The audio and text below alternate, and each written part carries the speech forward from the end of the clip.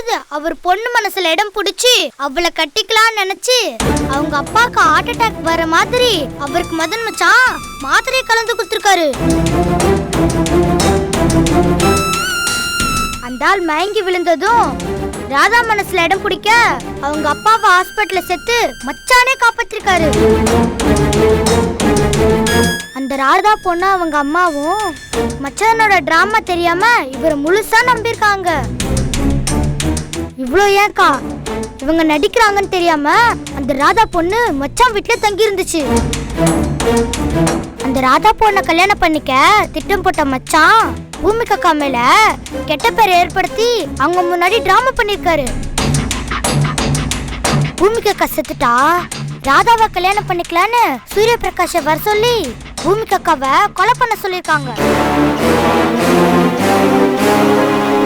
ஆனா எதிர்பாராத விதமா வந்தவன் செத்து போயிட்டான். பூமிகா அக்கா மேல கொலைப்பள்ளி விழுந்துருச்சு. அதனால அக்கா அவங்க திட்டத்தை தடுத்து நிறுத்தி நீங்க தான் பூமிகா அக்காவை வெளியே கொண்டு வரணும். பூமிகா விஷயத்துல என்ன செய்யணும்னு நான் யோசிச்சுட்டு இருந்தேன். இந்த நேரத்துல நீ சொன்ன விஷயம் கண்டிப்பா பயனுள்ளதா இருக்கும். அக்காவை வெளியே கொண்டு வரதுக்கு நான் என்ன செய்யணும்னு சொல்லுங்கக்கா, நான் செய்யறேன். இது போதும் சங்கரி. என்ன அர்ச்சனா, மதன் இன்னொரு கல்யாணம் பண்ணிக்கிறதுக்காக இவ்வளவு சதி வேலை பண்ணியிருக்கான்? ஐயோ, கேட்கவே பயங்கரமா இருக்கு. அம்மாடி, எப்படியாவது நடக்க போற கல்யாணத்தை தடுத்து நிறுத்தி அவங்க சதி செயல முறியடிக்கணுமா? அர்ச்சனா, பூமிகாவை நீ தான் வெளியே கொண்டு வரணும்டா. ஆமாக்கா, ஆமா, அதை சொல்றதுக்காக தான் நானும் வந்தேன். அக்கா, பூமிகா அக்காவை பார்க்காம பாப்பா அழுதுகிட்டே இருக்குக்கா. நீங்க சீக்கிரமா பூமிகா அக்காவை வெளியே எடுங்கக்கா. கவலைப்படாத சங்கரி, கூடிய சீக்கிரமே அந்த மதனுக்கு ஒரு பதில் அடி கொடுக்குறேன். பூமிகாவை வெளியில எடுக்கிறேன்.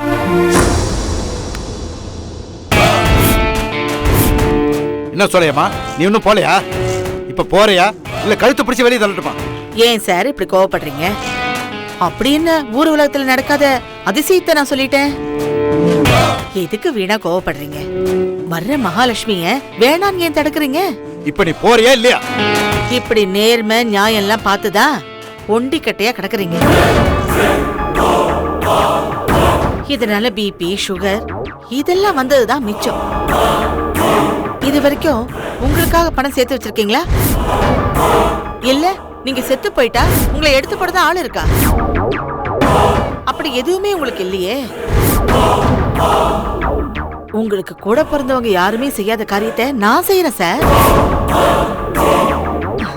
அதுக்குதான் உங்களை ருக்மணியை கல்யாணம் பண்ணிக்கங்கன்னு சொல்றேன். உங்க கூட பிறந்தவங்க கூட உங்களை பத்தி இப்படி யோசனை பண்ணிருக்க மாட்டாங்க. நான் சொன்ன மாதிரி ருக்மணியை ஏமாத்தி அவ சொத்தை எனக்கு எழுதி கொடுத்தீங்கன்னா உங்களுக்கு பணத்துக்கு பணமும் ஆச்சு, ஒண்டிக்கட்டையா இருக்கிற உங்களுக்கு ருக்மணி துணையாவும் ஆச்சு.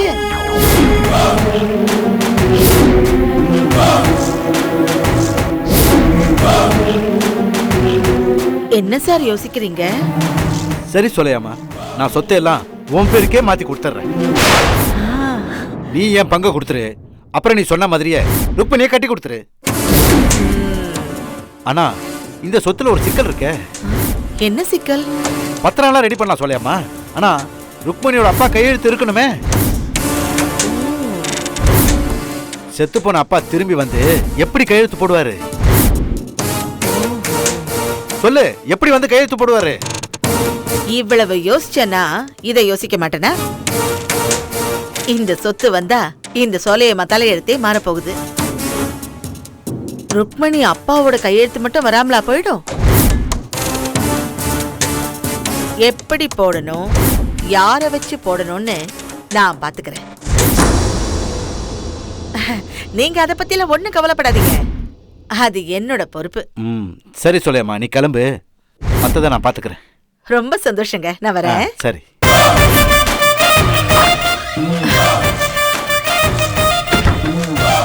இந்த காடியன் கழப்பையிலக்கு ஆசைய பத்தியா?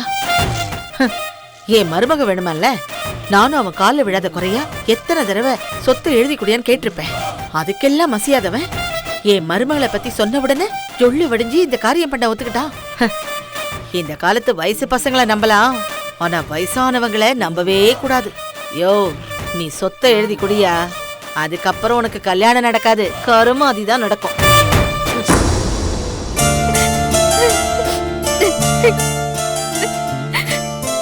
அக்கா, என்ன எப்பக்கா வெளியே எடுக்க போறீங்க? அதுக்காக தான் வந்திருக்கேன். சங்கரி ஒரு முக்கியமான விஷயத்தை என்கிட்ட சொன்னா, அதை உன்கிட்ட சொல்லறதுக்காக தான் வந்திருக்கேன். அப்படி எனக்கு முக்கியமான விஷயத்த உங்ககிட்ட சொல்லியிருக்கா? உன் மேல கொலை பழிய போட்டு உன்னை ஜெயிலுக்கு அனுப்புனது மதன் தான். அவன் அத்தை பொண்ணு ராதாவை கல்யாணம் பண்ணதான் அவன் இந்த மாதிரிலாம் பிளான் பண்ணி உன்னை ஜெயிலுக்கு அனுப்பிச்சிருக்கான்.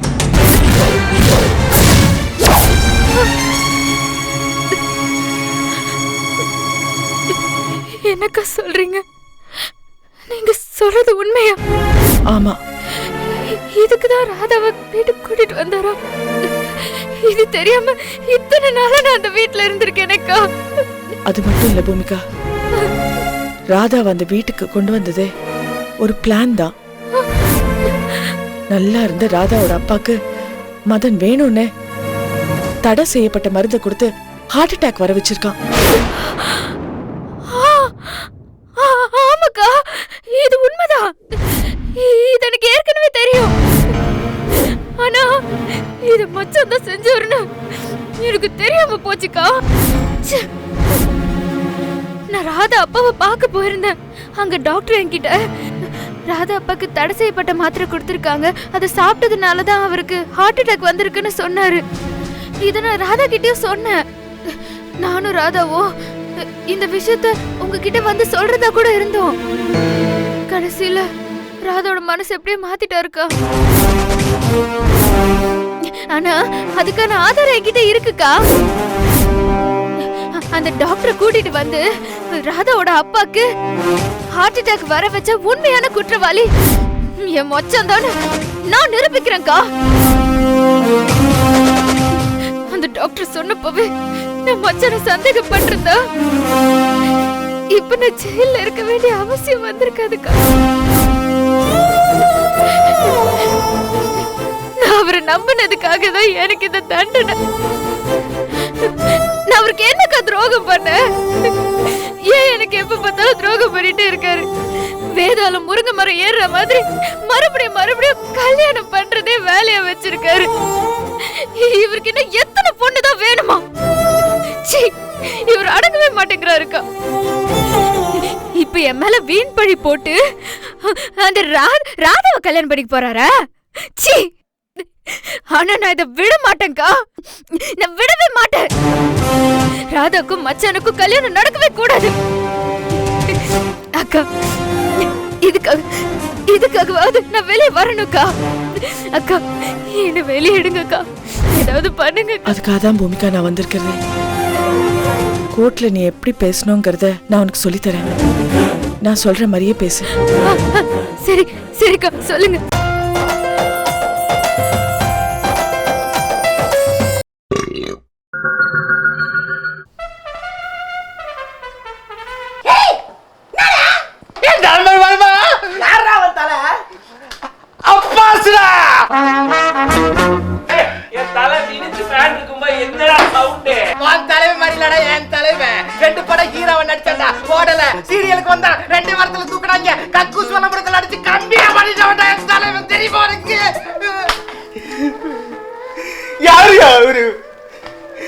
எனக்கே அவரை பார்க்கணும் போல இருக்கு.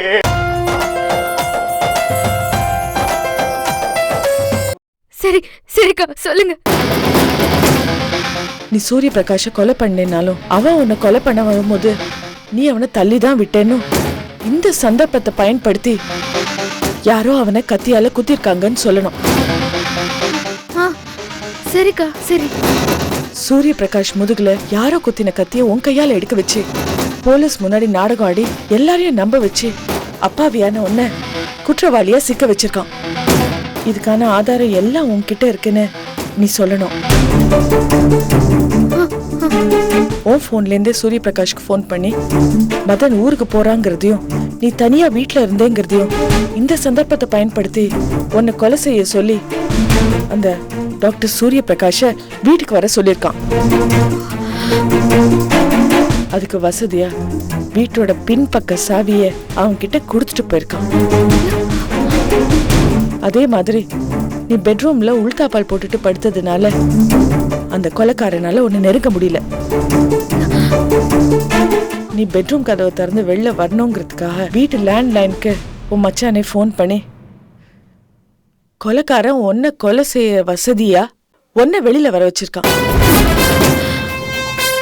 இந்த எல்லா உண்மையையும் நீ கோர்ட்ல தைரியமா சொல்லணும். சொல்லுவேல்ல? அக்கா, என்ன ஜெயிலுக்கு அனுப்புறதுக்காக மச்சான் இவ்ளோ சதி வேலையை செஞ்சிருக்காரு.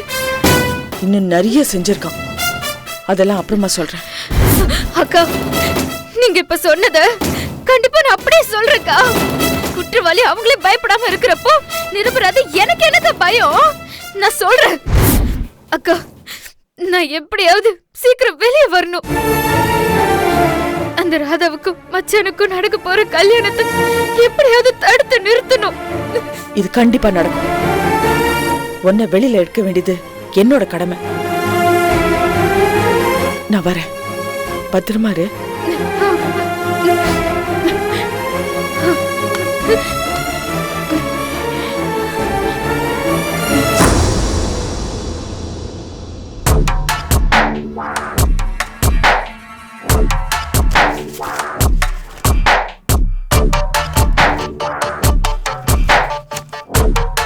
பூமிகாவை கூப்பிடுங்க.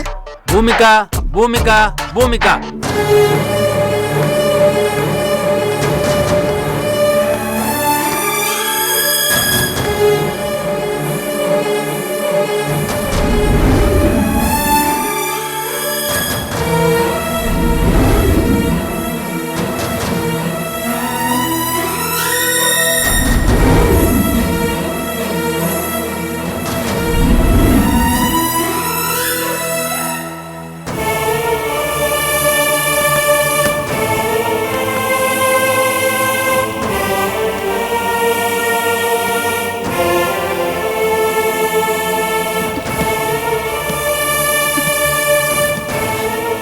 வணக்கம்.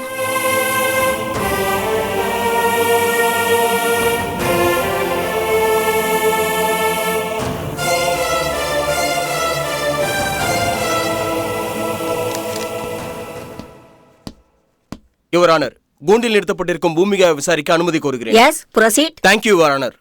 கூண்டில் நிறுத்தப்பட்டிருக்கும் பூமிகா தனது மருத்துவமனையில் வேலை பார்க்கும் சூரிய பிரகாஷை முன்விரோதம் காரணமாக கத்தியால் குத்தி கொலை செய்துள்ளார்.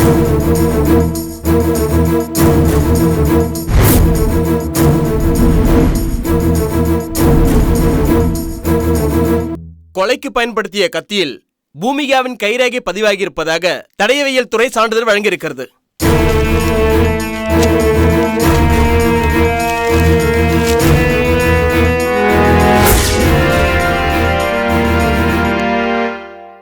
அது மட்டுமில்லாமல் தானே சூரிய பிரகாஷை கொலை செய்ததாக பூமிகா தனது கணவர் மதனுக்கு தொலைபேசி மூலமாக தெரிவித்திருக்கிறார்.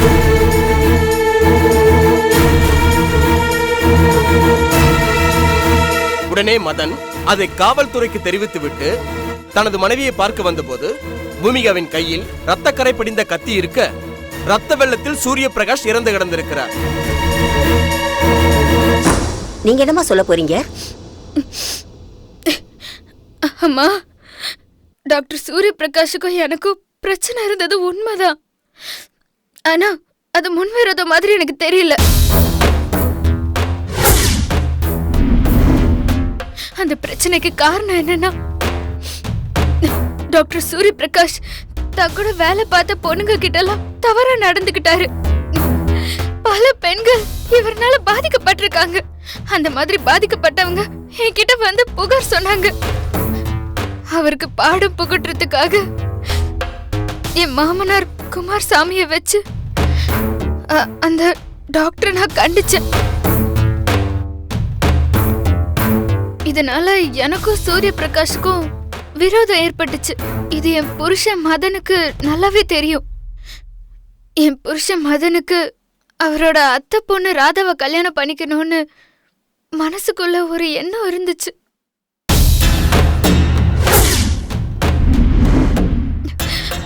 அதுக்கு நான் தடையா இருப்பேன்னு சூரிய பிரகாஷுக்கும் எனக்கும் இருந்த விரோதத்தை பயன்படுத்திக்கிட்டாரு.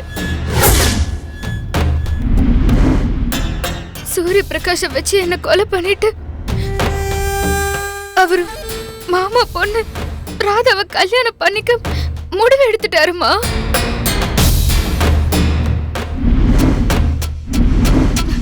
என்கிட்ட காலாஸ்தி கோயிலுக்கு போறேன்னு போய் சொல்லிட்டு போனாரு.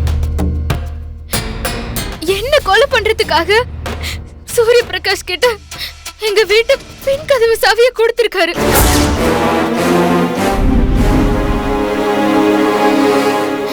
சூரிய பிரகாஷ் என்ன கொலை செய்ய வந்தாமா. நான் தற்காப்புக்காக அவனை தள்ளி விட்டேன். அப்ப அவன் கதவுல மோதி அப்படியே சாஞ்சிட்டான்.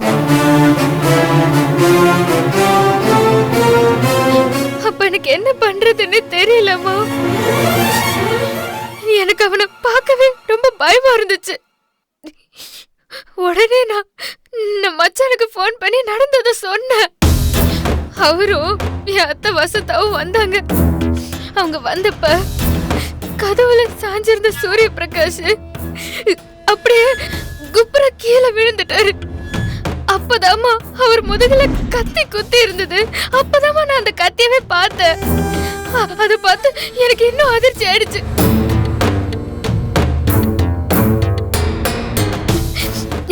அப்ப என் மச்சான் சூரிய பிரகாஷ் முதுகுல இருந்து அந்த கத்தி எடுக்க சொன்னாரு. நான் அவரு சொன்னதுனால நான் போய் அந்த கத்தி எடுத்தம்மா. அந்த நேரம் பார்த்து போலீஸ் வந்தாங்களா. நான் தான் கொலை செஞ்சதா பழையெல்லாம் தூக்கி அப்படியே ஏன் மேல போட்டுட்டாருமா. போலீஸ் என்ன கைது பண்ணிட்டாங்க. அவர் அத்தை பொண்ணு ராதாவை கல்யாணம் பண்றதுக்காக என் மச்சான் நடத்தின நாடகம் தாமா இது.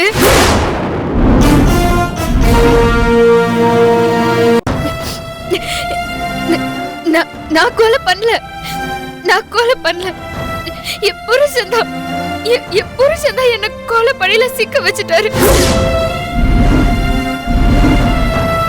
இதாம்மா நடந்துச்சு. யுவர் ஆனர், குற்றம் சாட்டப்பட்டிருக்கும் பூமிகாவுடைய மாமனார் நான்.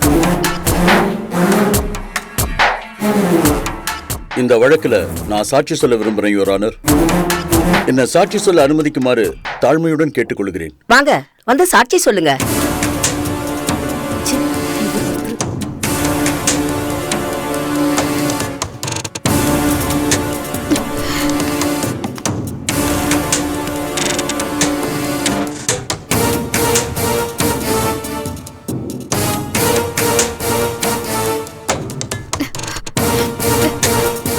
யுவர் ஆனர், என் மருமக பூமிகா சொல்றதுதான் உண்மை.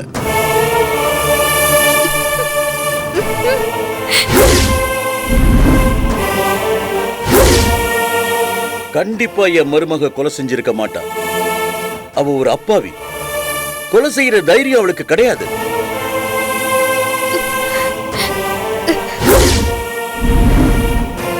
என் மகன் மதன் பூமிகா கொலை செஞ்சதா சொன்னது பொய்.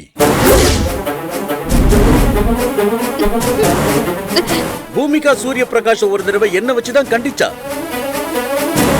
அந்த அளவுக்கு பூமிகா ஒரு நேர்மையான பொண்ணு.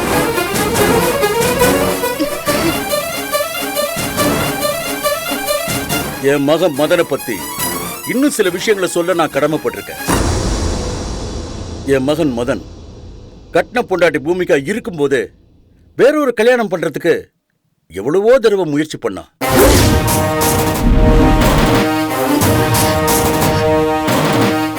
அதை என் மருமகன் நடக்க விடாம தடுத்துட்டான். அதனால இந்த சந்தர்ப்பத்தை பயன்படுத்தி எப்படியாவது பூமிகாவை கொலைகாரியின் பழி சுமத்தி அவளை ஜெயில வச்சுட்டு வேற கல்யாணம் பண்ணிக்க திட்டம் போட்டான். என்னம்மா இப்படி பேசுறாரு? மதன், உங்க அப்பாவுக்கு அறிவே இல்லடா. அது மட்டும் இல்ல யுவர் ஆனர், திட்டமிட்டு என் மருமக பூமிகாவை கொலை வழக்குல சிக்க வச்சுட்டான். அதனால கணம் நீதிபதி அவர்கள் என் மருமகளை நிரபராதின்னு விடுவிக்கும்படியும் இந்த சதி செயலுக்கு காரணமா இருந்த என் மக மதனை தண்டிக்கும்படியும் கேட்டுக்கொள்கிறேன். நான் வரேன் யுவர் ஆனர்.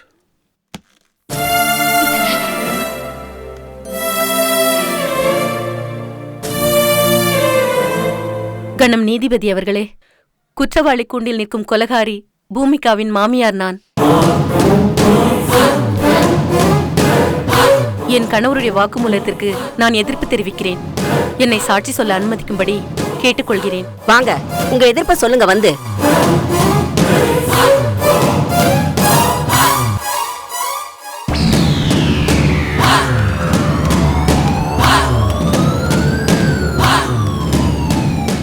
கணம் நீதிபதி அவர்களே, என் கணவர் சொன்னது அத்தனையும் பொய்.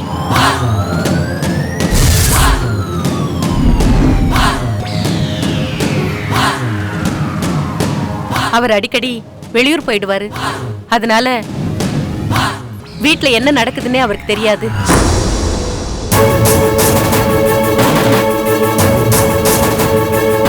என் மகன் மதன் அவன் சொல்றது எல்லாமே உண்மை.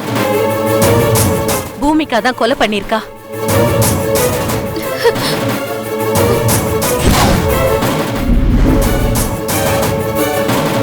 என் வீட்டுக்காருக்கு என் மகனை கண்டாலே பிடிக்காது. ஆனா என் மருமகன்னா அவருக்கு ரொம்ப பிரியம். அதனால என் மகன் என்ன சொன்னாலும் அதுக்கு அவர் எதிர்ப்பு தெரிவிச்சுதான் பேசுவாரு. அதனால அவர் பேசின எதையும் நீங்க கணக்குல எடுத்துக்காதீங்க.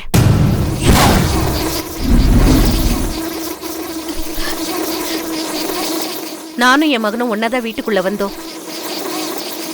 பூமிகா கையில ரத்தக்கரை படிஞ்ச கத்தி இருந்துச்சு. அந்த சூரிய பிரகாஷ் அங்க செத்து கடந்தான். அத நானே பார்த்தேன். இந்த பூமிகா தான் கொலைகாரி.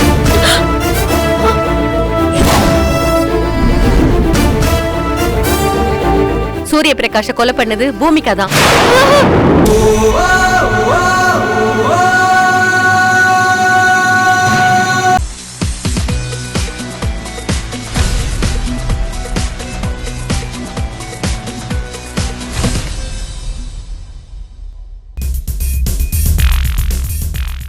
Hello everybody. You have supported me and been with me, appreciated my work, criticized my work on the in the big screen and in the small screen. So I now ask for the same because I have opened a Facebook page where you can interact with me more.